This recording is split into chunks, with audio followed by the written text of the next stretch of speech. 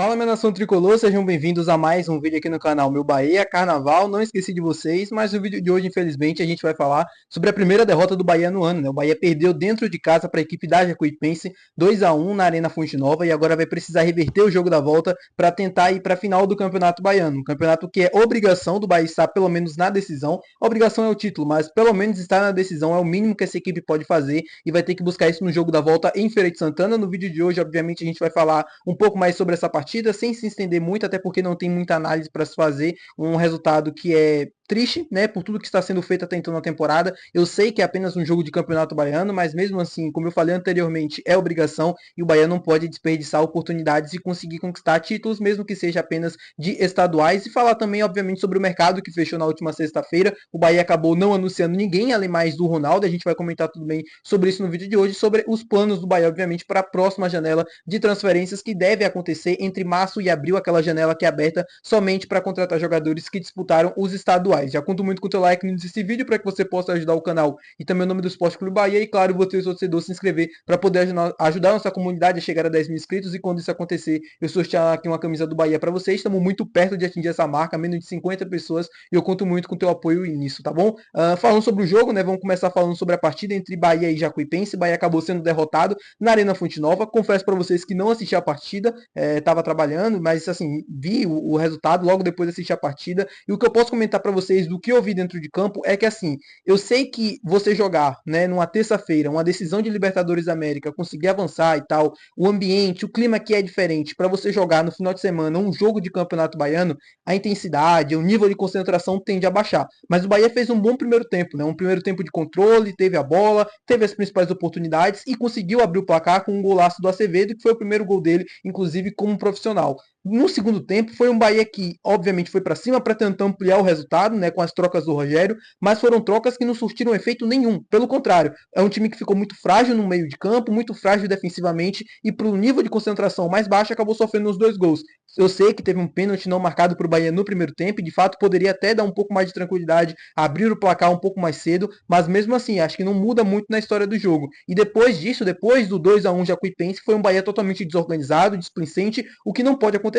O time do Bahia é um time que é muito bem treinado pelo Rogério, que tem esquemas muito bem definidos, que tem sistemas também muito conhecidos entre todos os jogadores, mesmo jogando como time titular. A obrigação do Bahia era ganhar aquele jogo. Eu sei que estava jogando contra uma boa equipe da Jacuipense, mas repito, era obrigação do Bahia ganhar aquele jogo. E não ganhar fácil, golear e tal, mas a obrigação mínima era vencer. E a equipe fez pior do que isso, uma derrota que não estava planejada. Foi a primeira derrota no ano, não é hora de jogar tudo que foi feito por água abaixo. Eu sei que perdeu um jogo de Campeonato Baiano para Jacuipense no semifinal, a pressão obviamente aumenta bastante, e a gente até fala nisso num tom um pouco mais diferente, mas o trabalho do Bahia até aqui está sendo bem feito. Não à toa o time conseguiu estar na terceira fase da Libertadores. Na próxima quinta-feira tem uma decisão contra a equipe do Boston River lá no Uruguai, em Montevidéu, né, no estádio Centenário, e o torcedor do Bahia não pode baixar, não pode pensar que tá tudo errado ou algo do tipo. Tem coisas a serem corrigidas, tem lições a serem tiradas dessa partida, mas o trabalho continua e está sendo bem feito, né? O saldo do Bahia até então na temporada é muito positivo. Eu sei que uma derrota dentro de casa dói bastante, é complicado, mas o saldo continua sendo muito positivo. Então, a expectativa que eu tenho, pelo menos a minha, é que o Bahia possa fazer um jogo da em Feira de Santana tranquilo para conseguir a classificação. Eu acho que essa classificação ela não está ameaçada, mas o Bahia não pode permitir novos erros, né? Agora não tem mais chance para errar. Errou tudo que tinha que errar nesse jogo dentro de casa, sofrendo dois gols, o que não era planejado. A equipe não tinha sofrido nenhum jogo até então na temporada, dois gols, e sofre justamente em casa, onde era o forte do Bahia até então na temporada. Mas é torcer para que no jogo da volta a gente consiga reverter 1-0. Pênalti, né? Um placar mínimo de um gol é pênalti, e 2-0, qualquer placar com dois gols de diferença, a gente consegue avançar para a fase final ainda no tempo regulamentar. Falando agora sobre o mercado da bola, sobre o mercado de transferências, eu sei que quando surgem derrotas assim, o torcedor pode pensar, poxa, mas a gente precisa contratar em tal posição, tal reforço não está jogando tão bem. Eu sei que o Kaique entrou mal ontem, o Rezende foi muito mal. Enfim, meia dúzia, né? Pelo menos nos jogos foi mal nas partidas, mas mesmo assim, eu acho que o time do Bahia está bem encorpado. Eu acho que os reforços que foram feitos ajudaram demais a encorpar o elenco. Não acho que o time perdeu qualidade com esses reforços. Acho que, pelo contrário, o time ganhou muito mais opções que não estão jogando tão bem assim, ou que ainda não estão jogando o seu melhor, mas que em algum momento podem conseguir atingir o seu auge.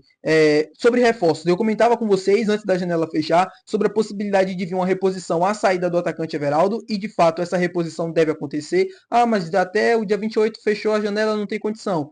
Como eu falei para vocês anteriormente, tem aquela janela que vai ser aberta entre março e abril, que é uma janela somente para jogadores que disputaram os campeonatos estaduais. E aí o Bahia pode contratar um jogador justamente para repor a saída do Everaldo. O Bahia busca um ponta, né, um jogador que tem essas características, um ponta que possa jogar por dentro, que possa jogar por fora, de imposição física, justamente para tentar ganhar mais duelos físicos, para ser um time, né, que consiga competir bem defensivamente, fisicamente com seus adversários e que não sofra tanto, que fuja das características que eram do Biel e do Kaique.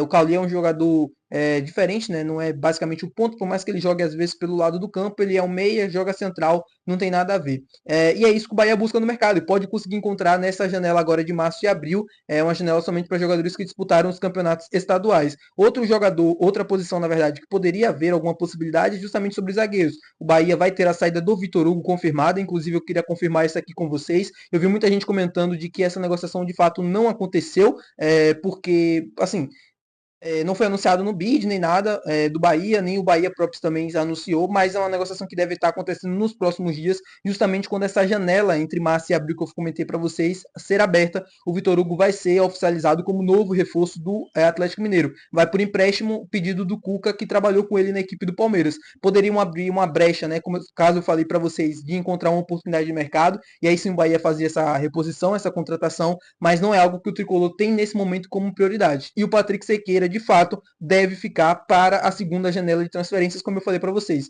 É o alvo do Bahia, é o goleiro que a equipe buscou, o Ronaldo veio para ser o terceiro goleiro no lugar do Denis Júnior, mas também pensando em até uma briga pela titularidade. É um meio termo, né? Um goleiro que vem para ser, teoricamente, reposição do Denis, mas que pode disputar para ser titular. Eu acho que o Ronaldo tem futebol para isso, não acho que seja um goleiro tão ruim assim, não, apesar de estar apenas na segunda divisão. Eu acho um bom jogador e acho que poderia, assim, brigar essa vaga com o Marcos Felipe e também com o Danilo Fernandes. Marcos Felipe vem sendo um goleiro titular até então do Bahia nos principais jogos, né? Era o Danilo jogou o Clássico Bavi, jogou alguns jogos também de estadual, e o Marcos Felipe jogou os jogos da Libertadores, né? Que teoricamente são os jogos mais importantes até aqui. Então o Bahia deve na segunda janela, que vai ser aberta no meio do ano, né? Quando o Campeonato Brasileiro já tiver iniciado, aí sim o Bahia deve ir com tudo buscando um goleiro titular. Eu sei que a ideia do Ronaldo era vir para ser um terceiro goleiro, teoricamente, mas mesmo assim o Bahia vai buscar de fato um goleiro, a depender do desempenho do Ronaldo, até do Marcos Felipe, do Danilo, caso de fato passe segurança, o Bahia pode não desistir dessa ideia, mas entender que tem três bons goleiros e que não precisa ir atrás de mais ninguém. Vai depender dos que já estão aqui provar isso dentro do campo. Mas acho difícil que isso não aconteça, tá? Sendo bem sincero, acho muito difícil que o Bahia não vá atrás do Patrick Sequeira quando começar a segunda janela de transferências, porque é o alvo do clube desde o início, é o cara que chamou a atenção de todo mundo, é um cara que é o goleiro tido como ideal e tal, e isso deve acontecer, tá bom?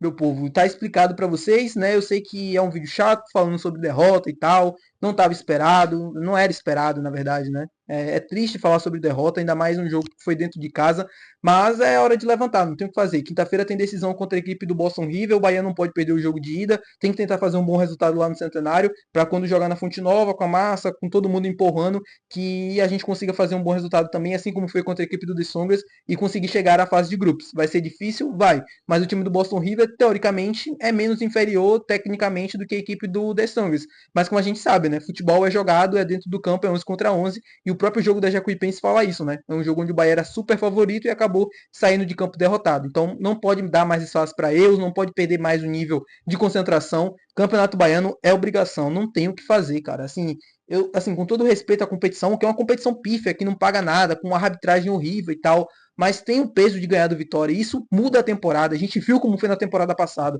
o quanto o Bahia sofreu na temporada, no início, basicamente, do Campeonato Brasileiro, assim, do início que eu falo assim, até começar de fato o campeonato, a pressão absurda que foi sobre o Rogério por ele ter perdido o Clássico Bavi na final. Isso mexe demais com o ambiente, não tem como mudar isso. E precisa justamente ganhar o jogo da Jacuipense, precisa ir para a final, porque o Vitória goleou a equipe do Atlético de Alagoinhas e provavelmente vai estar na decisão. O Bahia não pode ficar de fora de uma decisão de campeonato baiano com todo o investimento que foi feito. É o mínimo a se fazer, pelo menos o mínimo a se fazer é estar na decisão.